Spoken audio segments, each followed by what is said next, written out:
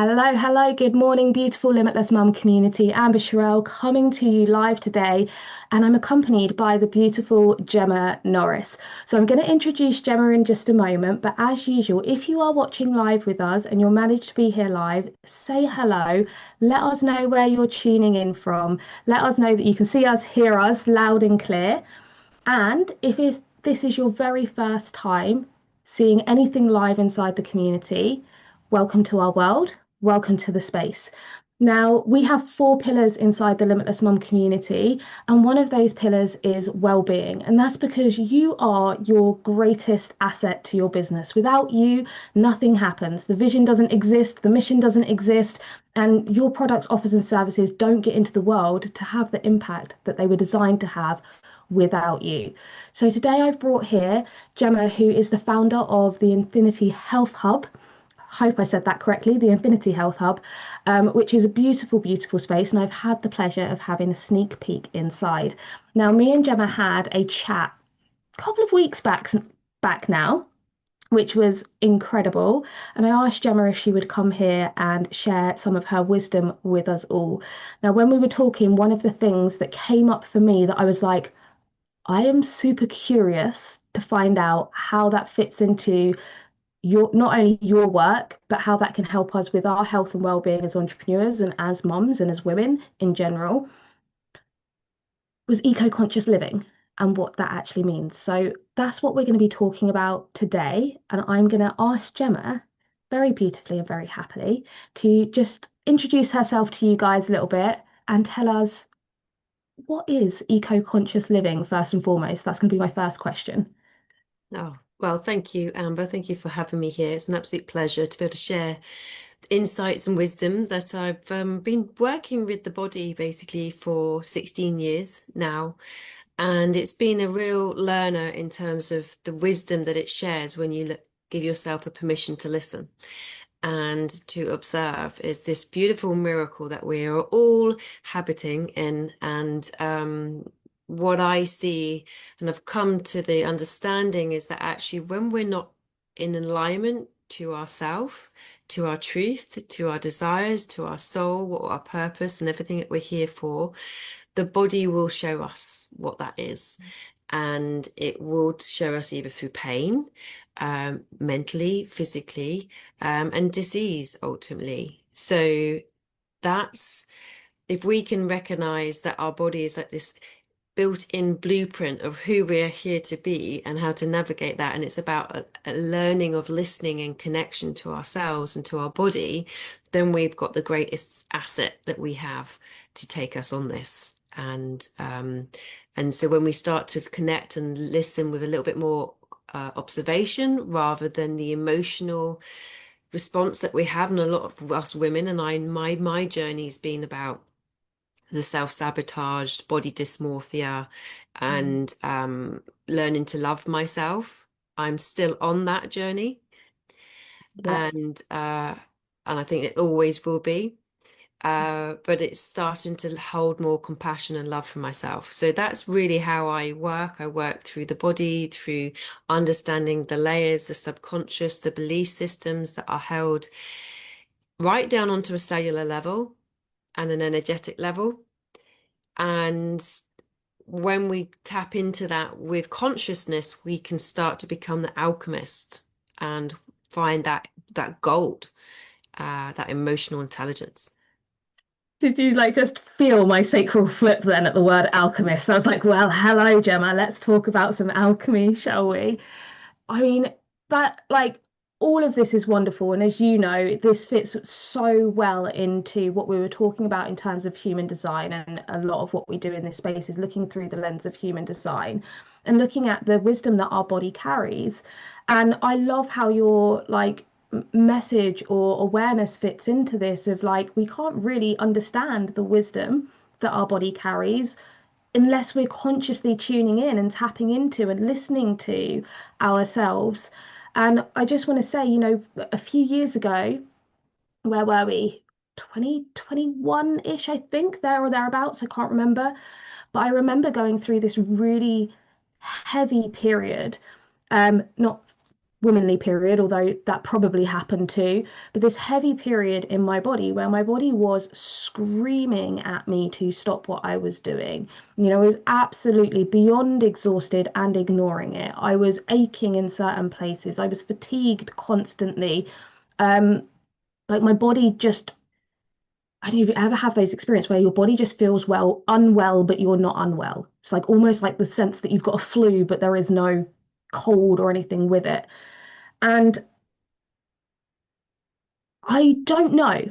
It took me quite a few months to get to that place of having awareness of that it wasn't just the run-of-the-mill tiredness or just, my body was talking to me. My body had something that it wanted to share. So tell me a little bit, Gemma, about eco-conscious living and what that means to you and where that fits into Okay. the bigger picture. So for me, it begins through connection to ourselves, to our bodies, to our womb, to our cycles, and then through that, through to our connection to Earth. So women are the gatekeepers of life. We hold that in our womb, which, we hopefully we'll maybe express that a little bit later. But ultimately, we are the gatekeepers. Months would have been 13 according to the moons and the cycles, our periods, the menstruation, everything. The women would have been the body clock. They would have been the wisdom of what we are connecting into Earth. And we have forgotten that, and the patriarchal system has taken women away from that, and women are struggling to stay in that system. It's exhausting. It's a fatigue that it's not a system we're meant to fit in. It's never designed for us, and it's not designed for any human. But ultimately not for women especially, because we need rest. We need to be in conscious flow to the cycles that are Earth, that our bodies are in. Because when we come out of that, this is when we get resistance. This is when we create resistance, we create friction, we create heat, we create inflammation, and that's the root to all forms of illness. So right down to joint aches. It doesn't have to be disease, it can be pain in the body. So for me, eco-conscious is about the first going through the layers of connection to self, to Earth, to our womb, to the intelligence, and then being able to live with that, live in those cycles, be honoring of those cycles when we need rest, especially when we're bleeding. We need to be able to have that time off to be able to rest in that stillness. And equally with the cycles that Earth, the equinox, the solstice, when we're coming now, moving through autumn and the equinox that we've got.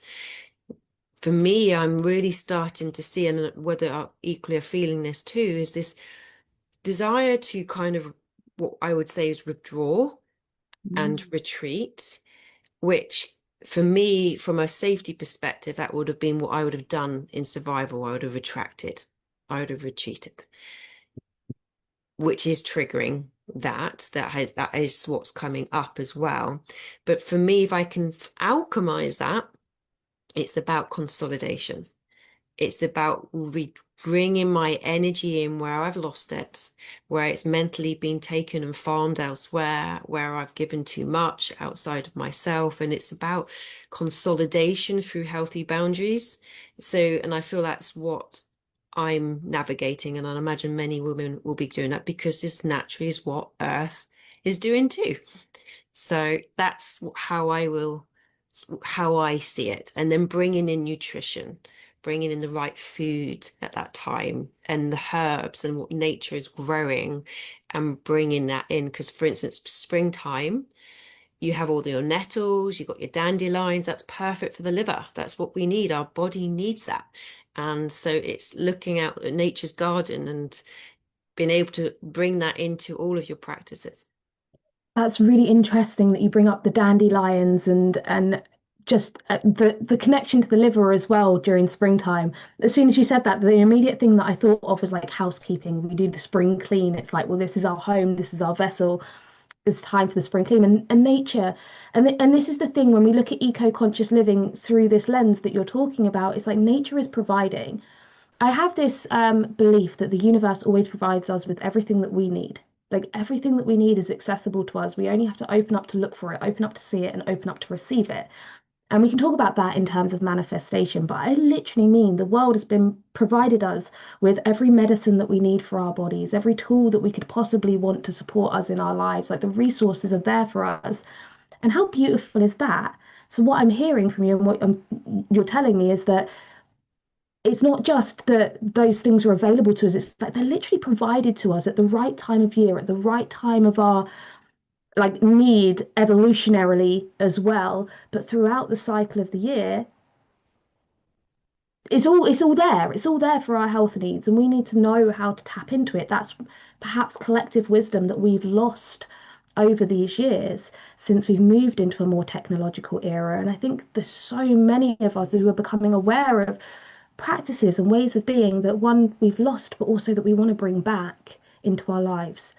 I'd really love to talk about the cycle and our bleeds and how that really does affect us. Because ultimately, I have noticed the older I get, the heavier my bleeds are, and the more tired I become beforehand, the more I'm called to rest, the more I need to rest. And at the same time, I've also grown this greater awareness around the womb space and its connection to our sacral center. And the fact that the sacral is the center of like creativity. It is where we create from in our businesses and all of the ideas and inspiration pours out. And I don't know about you, Gemma, I'd love to hear from your side of things what we can do first and foremost to support ourselves during our cycles as business owners and how that fuels our creativity. Because I know when I do take that rest, when I go inwards and I look at the gate one, which is the gate of the creative in human design, and I look at that and it's all about stillness. It's all about being in the void. It's all about like allowing there to be space for creativity to be birthed through. And so, yeah, let's go a little bit deeper Yeah, into that for me, so Gemma. let's do it. So is gate one in the sacral?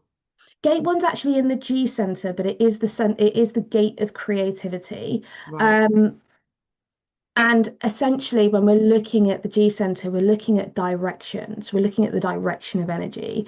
So, although it's not in the sacral center, it is connected to creativity. And we often think of our passion and creativity connected to the womb space because it is life birthing energy. It is our creative force. Mm. Oh, I've just literally had something that just Oh, flashed through my mind in terms of what I've recently written about our perspective of what we think God is, and mm, the creator and the observer. And for me, you're just literally that G is the energy of the observer of creator, and actually the womb that is where holds Sophia is the womb of creation. She is the universe that brings. So for her to create, she needs an observer. Okay. yeah. And it's actually that brings something into fruition, to brings it, births it. So that's what you've just made me dive into a little bit deeper there. So it's like the G center is like the seed to be able to be planted into the womb to create. The G Center, I mean, this is going deep into some of the back end of human design that we don't so often speak about. So I'm like, oh yeah, please, let's go there. Because the G Center is the magnetic monopole. So it's where we have what is known as the design crystal and the passenger crystal. In other words, the consciousness and the very human form being pulled together into the center of the being.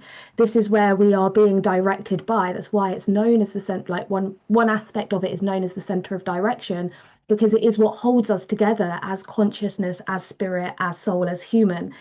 This is where it lies within the G center. And of course, part of that is the conscious observer. It's the soul aspect of us inside this physical vessel being concentrated, but literally observing this life, observing this world, observing this universe. So, I mean, that parallel there. Yeah.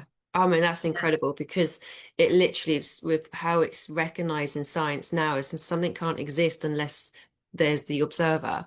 So if this feels like, are you observing in alignment to your truth, to your Mm. power, to love? Unconditional love is what I see as the Sophia. That's where we all are in the journey of returning back to that womb of unconditional love, and everything that isn't your truth. It's the illusion, the of disconnect, the fears. And so bringing in the equality, the mirroring of that would then mean that you're birthing in alignment to what you're truly here to be. So that feels really incredible. But in terms of like for the womb and our cycles, is certainly we do need to be still.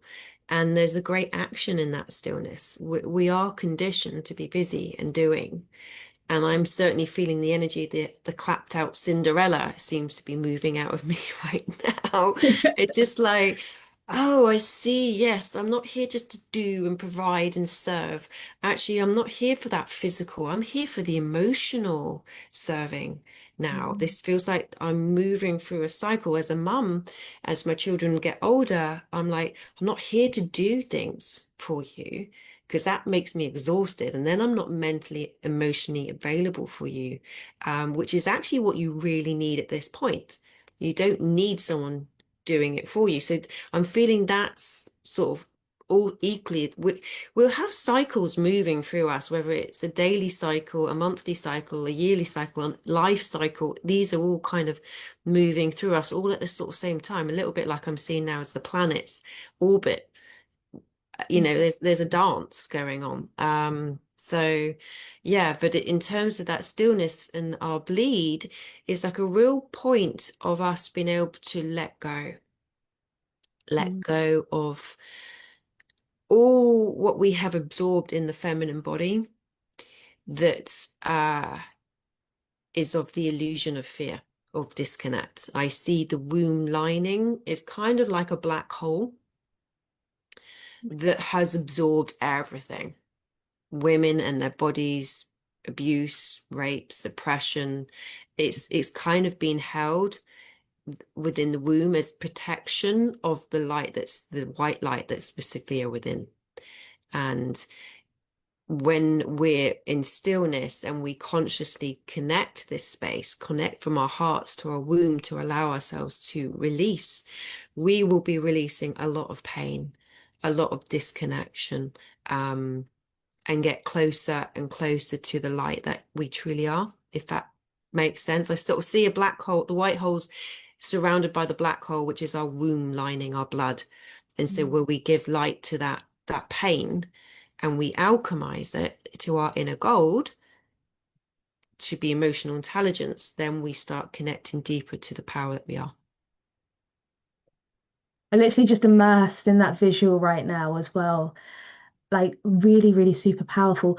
And I think there's a lot to be said about our own healing, like our own healing journeys, our own ability to heal ourselves, our own ability to actually take the time and realize how important that is, how important it is for us to honor that time, to honor it as sacred, to give ourselves that space.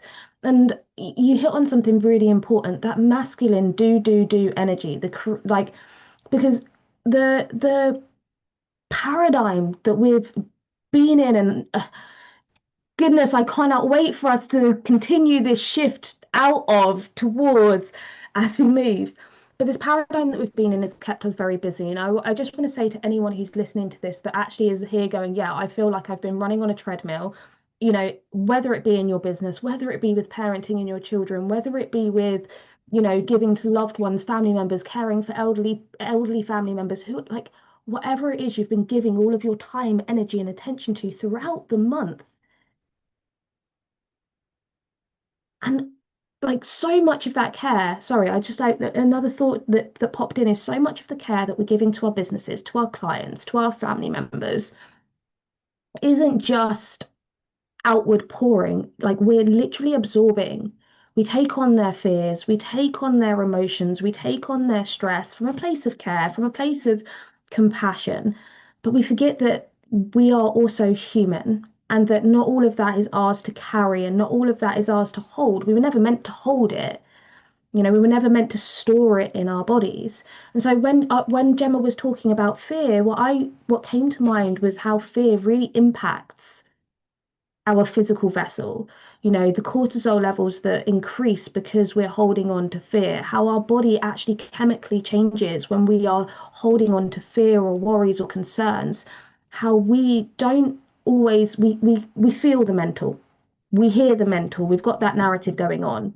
We're often aware of the emotional impact, but we're not always aware of the physical impact that's actually having long term and detrimentally on our physical vessel, on the vessel that houses us all. And so, Gemma, what can we do? What kind of practices or what do you recommend people start to do first and foremost around this cycle? So other than rest, I know we've spoken about rest and having that stillness and taking that time to go inwards, but is there anything else that we can become aware of or to do to support ourselves? Definitely. I mean, in terms of just giving yourself space for stillness, you probably have to go a few challenges just to give yourself that permission. So it would be, yes, I'm going to give myself some stillness and space. I recognize it, but you will find a resistance. You will find that it will come up and go, well, I need to be doing this. And so it would be about, okay, I've made that conscious choice. Now I need to observe what the resistance is to that, because that resistance will be the gold in terms of telling you where your fears and illusions lie to not being in your power and being in that space, being in your feminine energy. So you will find the transition to that will be huge. And if you can give yourself space through as you're giving that self that rest, to journal, to breathe, to meditate, to become conscious of where the resistance is, will be really interesting. And rather than reacting to that resistance, then just doing something else. It I would say that would be like the really first part. If something is not, if someone hasn't got that practice going already, where it's like, yeah, you know what, I'm going to be bleeding, I'm going to do less, and doing that, actively doing that, shall I say, actively resting, the first thing is to look at what's stopping you from doing that in the first place. And that will be the gold. And I would also say is that actually when you can get through that and be in stillness, active stillness with self, with your heart, with your womb, you're giving yourself that permission of what you're releasing, what you're alchemizing, what you're letting go. And then you're going shifting through as you so if I say you see that black hole, that blood lining is releasing, it's letting go of all your fears, your disconnects, and releasing and coming into that light that is the fear, the womb, the of sacral center of being able to create, to manifest, to bring to life. You sit within that, within your heart, with an alignment to what is it you wish to create. And it's not about, right, I'm going to create and off I go and go and do it. You're literally just sitting, allowing your body going, what is it that we want to give birth to now? What do we want to bring seed? And even visualizing your bleed after that, the latter part of going, this is the seed that I want to bring. You can even actively take some of your blood and pour it into a little bit of fresh water, a stream or the sea, and you're bringing that consciousness back to consciousness that births everything. Water is what gives birth and life to everything.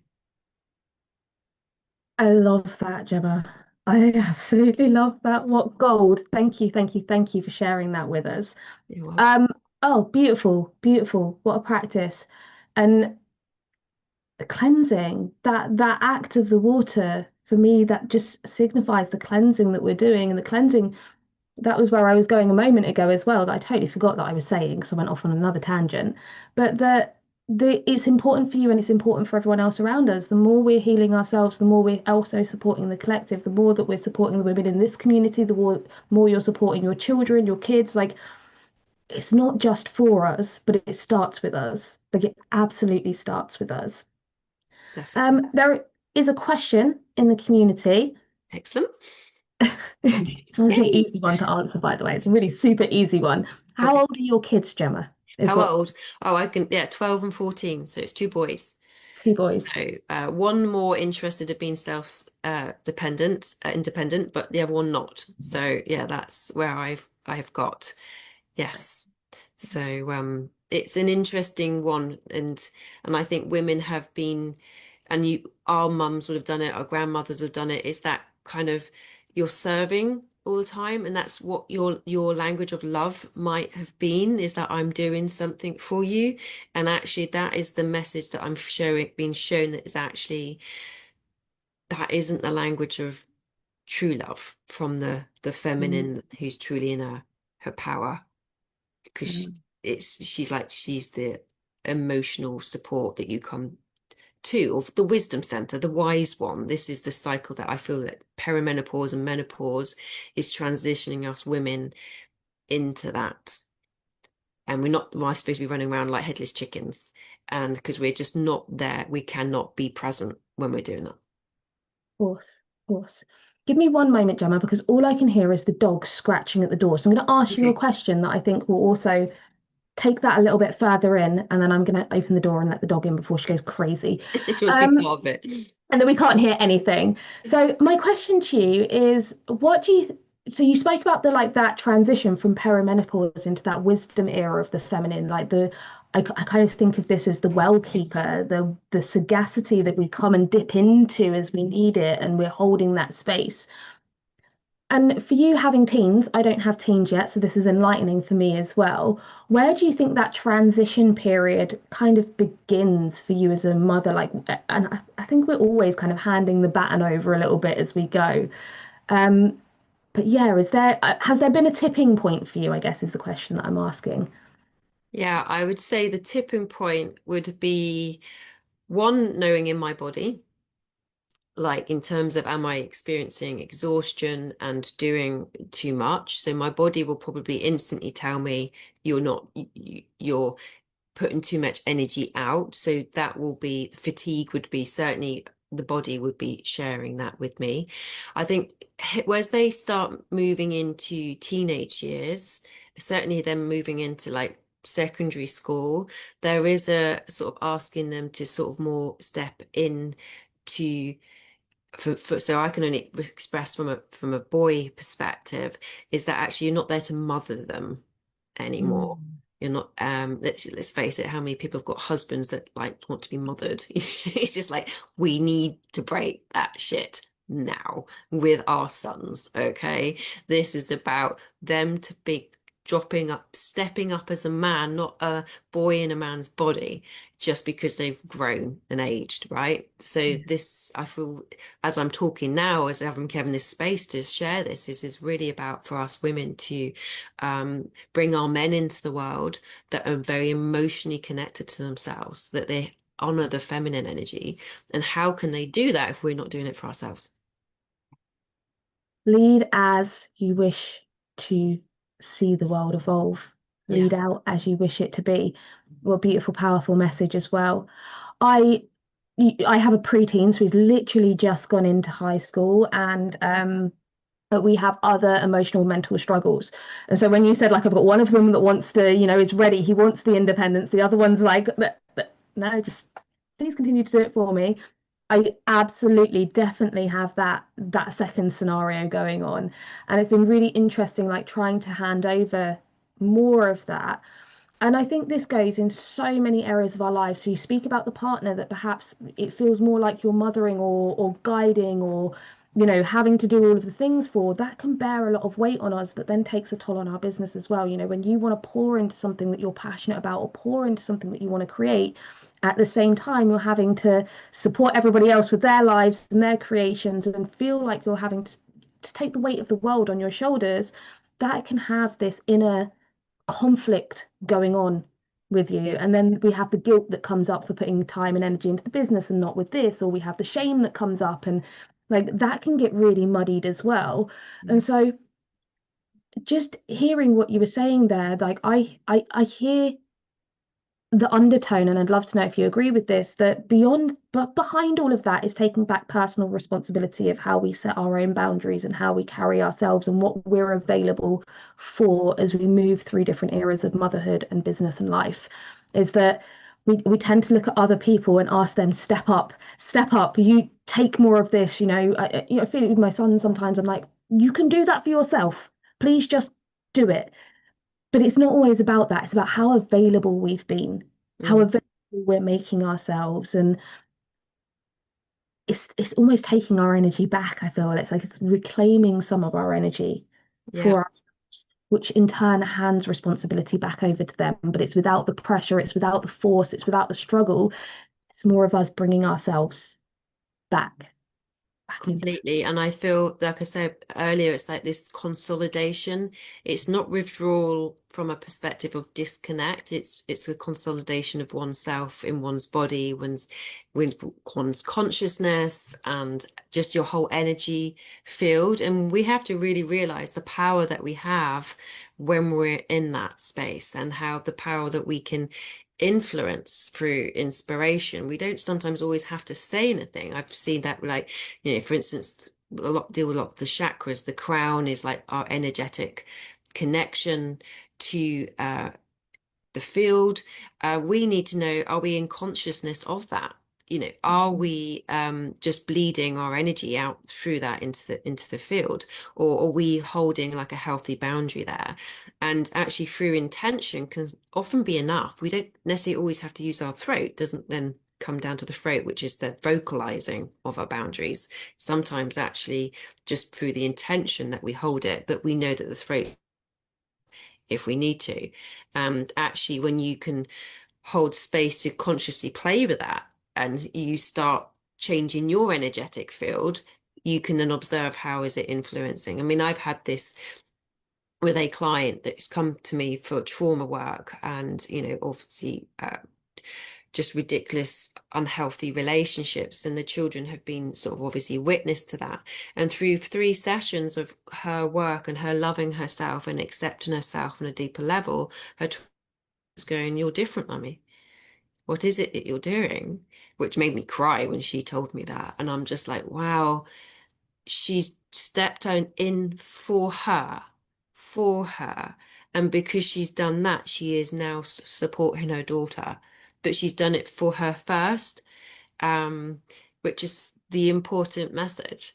And then that daughter doesn't have to go through 40 years worth of shite to kind of have to find where her boundaries are, that behavior isn't acceptable, that she needs to love herself. So her mum has broken that pattern generationally because she's choosing herself, and that's not selfish.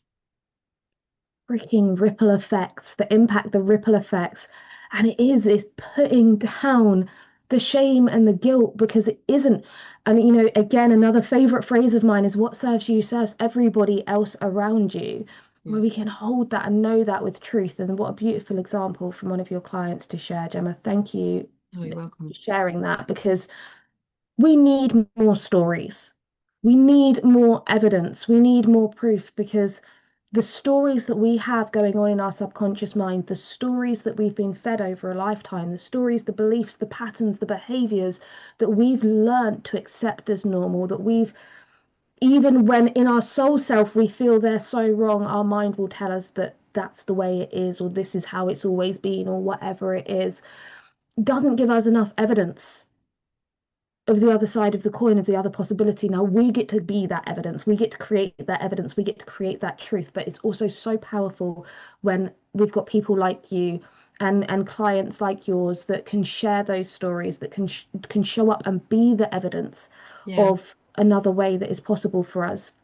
And the idea of eco-conscious living being this reclamation almost of our femininity, a reclamation of the fact that we are I can even say this word, secular beings, that we are connected to everything that is around us, and that is so vital for our health, for our well-being, and for the well-being of the collective, that we do reconnect and that we do come back into that. Um, Suzanne says, so I just read this out. Definitely, my mom still mothers my brother, trying to stop her doing that so much for my son. So it also filters down from like the, Chills. Yeah. the from the grandparent generation as well, and we can sometimes feel like we're pulled between these two facets. There's the young ones that we have an idealism or a desire to change things for them and the way that we lead, and also the pressure of the ones that have always led us, that we've always turned to guide us, and we're starting to see things differently, and managing that emotionally can be a challenge as well. Yeah. I mean, that could be huge, because that could also be just bring up a sense of lack of self-worth. If you've always seen a sibling being treated a bit differently, that could be bringing up your own sort of beliefs and of self, because if you you could look at it differently now intelligently and go, well, that isn't the case. But as a child, that might have been felt very different. And that will still be held in within your body unless you process that. Also, suppression of your emotions, because often we'll have an emotion, but we don't give it validation.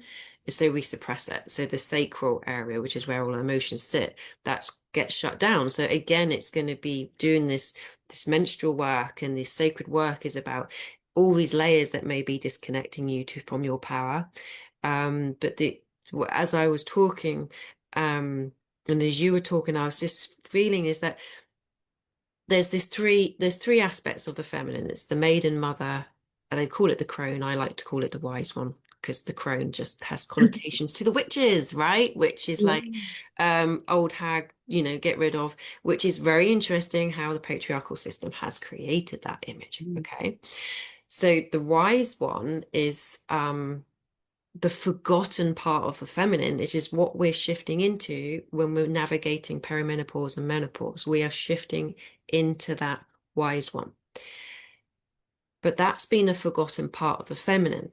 So as we've navigated motherhood, maybe we just don't see there's a purpose beyond motherhood. So we continue on mothering. Oh. And so we keep trying to mother our children because we don't recognize there's another role. That's actually not the doing, it's the being. And there's this well of wisdom that you can only do when you hold that space. So I feel we're awakening that part of ourselves. I feel the tears coming. I can feel that as well because it just it's so much resonance there, Gemma. Thank you, thank you, thank you. It reminds me so much of the phases of the sixth line in human design with our three phases. I won't go too deep into that now because we don't have a lot of time and it would require time. But there are those three phases, the phases of the childlike play, the gathering of the wisdom, then the testing the wisdom out, and then being the living embodiment of that wisdom, which goes very hand in hand of what you were saying about the ripple effects of like when you do it for you, it ripples out to others. So that sixth line energy filters all the way through that as well. It was really beautiful. Um, so I know we're a little bit over time, so I'm going to kind of start wrapping us up. Let me just check the comments again, though. I don't want to miss anything. Yes, emotions get suppressed to keep the peace. That's always said. Emotions get suppressed to keep the peace. But you sacrifice yours in doing that. Oof, oof. I felt that. I felt that. I felt that. So I think what I want to bring this round to is really about you, Gemma. I just want to bring it back to you because you've shared so much freaking gold with us.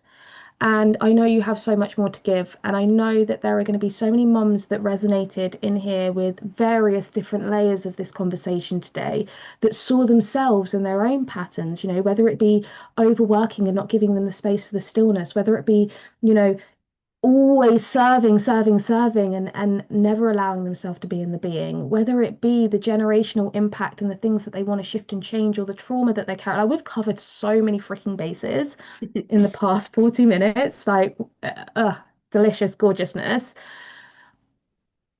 If you can see those patterns within yourself, if we can see those patterns within ourselves, and we want to come and change that, we want to shift that, we want to heal some of that, we want to do that for ourselves so that we physically feel better and are able to show up for the things that matter to us in our lives, be it our business or our families. Um, but also so that we can show up for ourselves, you know, Mm. be and experience life the way that we want to be and experience it. But we know there's things that we need to shift. We know there's things that we need to heal. We know there's things that we want to work with. And we want to step more into our feminine. Took me a long time to even really understand what my feminine was, what the feminine was, because it just wasn't a world that I lived in. It took me a very long time to even grasp the concept logically, let alone physically, and to actually really allow myself to embody it. And that's still a very big journey that I'm on. So, what can we do? I know you've got the Infinity Health Hub. I know there's some other things that you've been birthing in the background as well. So, just tell us how we can come and experience more in your world. Oh, brilliant. Thank you, Amber. Well, upon the platform, the Infinity Health Hub, there's stages of wherever you're at, basically. So I have what I call the love to heal, which is as the fundamental learning to love oneself and accepting oneself. So it's the listen, observe. Through visualization and meditation, you're in power. So I have my Love to Heal course and a book that supports that. So you may want to start off with the book, see if that resonates, and then you can grow it into a course that has the meditation, the deeper levels of questioning and becoming curious yourself, and creating through meditation the neural pathways that you actually desire. So you start releasing yourself from the old neural pathways, the patterns, the beliefs that have got you stuck. And so you, through that consciousness, you can start creating what you actually want. And then it's evolved more as I've come into the feminine energy, more even what has been shown as me as the rose lineage, is actually about connecting deep into this, deep into the Persephone, the gold that lays within us. And so there's a 3-day rose lineage activation, but I've incorporated that now into a container that I'm nearly closing. Don't quite want to close it yet. I just keep stepping each Friday, Venus Day, and just go, right, what is it that you need to share with me today? And I've called this the Daughters of the Golden Rose.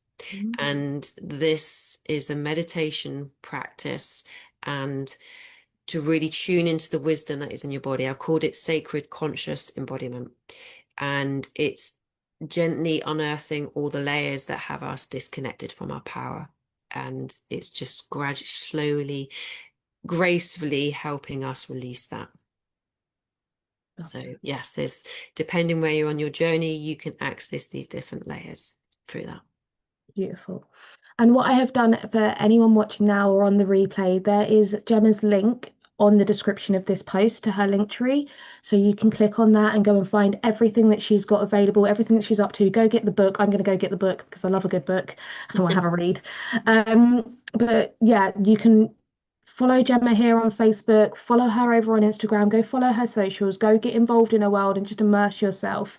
And yeah, go and have a look inside the Infinity Health Hub. Like I said at the very beginning, I've already been inside. It is beautiful. It like just go and take a peek at the membership as well. But thank you so much for sharing your wisdom with us. Thank you for being here with us today and just taking us on a deeper level. These are the conversations we should be having. These are the conversations that are going to help us to expand as human beings, as women. These are the conversations that are going to help us to change the freaking world ultimately. And each of us are doing that in our own different ways, in our own unique ways. But there's one thing that we can't do that without, and that is ourselves. And Gemma is just superb, a wealth of knowledge.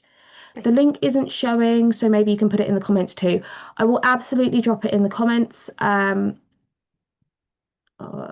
don't have it to hand right now. I will come back and drop it in the comments. I will also create a whole other post. It's also in the description of this event, so it will be everywhere. We will make sure that Gemma is visible and that you can get in contact with her and get in touch.